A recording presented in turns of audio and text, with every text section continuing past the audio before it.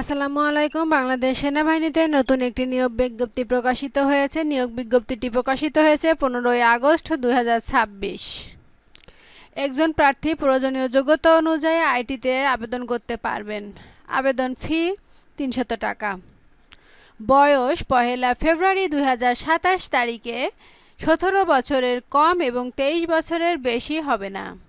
যারা এসএসসি পরীক্ষা দিয়েছেন তারা এখানে আবেদন করতে পারবেন।